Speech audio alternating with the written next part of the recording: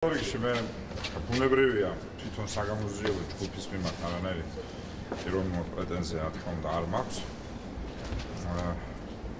ლირიული გადახვევებიც ჰქონდა რამდენიმე საკითხზე. მათ შორის მათ საქმიანობასთან დაკავშირებით.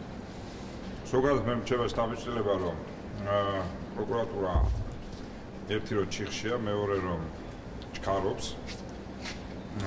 აშკარაა რომ ჩიხშია იმიტომ რომ მოუწევთ 1000-მდე ადამიანის კიდევ დაკითხვა და შემდეგ ამ ადამიანების კვლავ ღია საჯარო წესით სასამართლოზე დაკითხვა.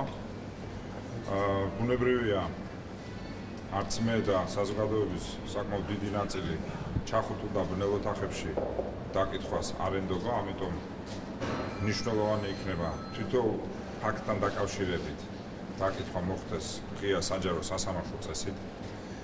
რაც შეეხება მსგავსი ტიპის ბრალდებებს და ბრალდება როგორც ჩანს იკვეთება იმასთან დაკავშირებით რომ ჩვენ ხალხი ყავდა დასაქმებული და ვუხდით ხელფას, ეს უკვე კარგია, იმიტომ რომ სამთვიანი ქეკვის შემდეგ გამოძიება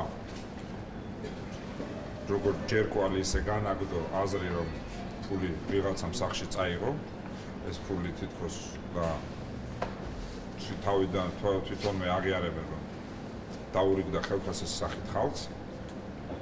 კიდევ უფრო აბსურდული გამოძიება ტარდება განმეორებით, კი არა პარალელურად უფრო სწორედ ეხება სოცაგენტებს. აქ საერთოდ აბსურდში შევლენ, იმიტომ რომ დაახლოებით 20 თუ 22000 ადამიანი მთელ საქართველოში ეყოლება პროკურატურას დასაკითხი.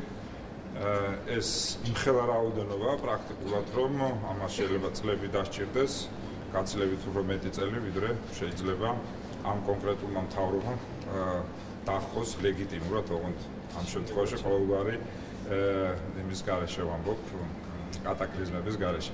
ამიტომ ღიმილის მომგვრელია ყველაფერი ეს, სასაცილოა, როდესაც ამდენი პრობლემაა ქვეყანაში, გულისხმობ ეკონომიკა, რომელიც თავზე გვექცევა.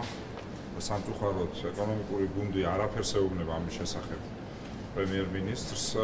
გამოძიება, მათ შორის ფინანსური პოლიცია, ფინანსთა სამინისტროს საგამოძიებო მთელი ჯგუფები დაკავებული არიან აი ამ საქმიანობით. მე ხელმეორედ აღარ შევაფასებ არც ხატოვნად და არც არახატოვნად ამას.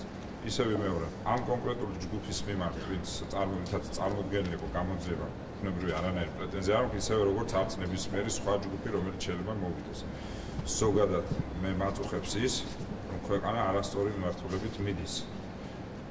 არასწორი მიმართულებით მიდის და ამას ხელს უწყობს მთავრობა. აი ეს არის მთავარი შეშფოთების საგანი, სხვა მხრივ ნებისმიერი სხვა კითხვა, რაც კი შეიძლება გამოძიებას კიდე აწიქვონდეს სხვადასხვა საკითხებთან დაკავშირებით, აი ესეთი რეჟიმით შემიძლია გავცე პასუხი. დიდი მადლობა.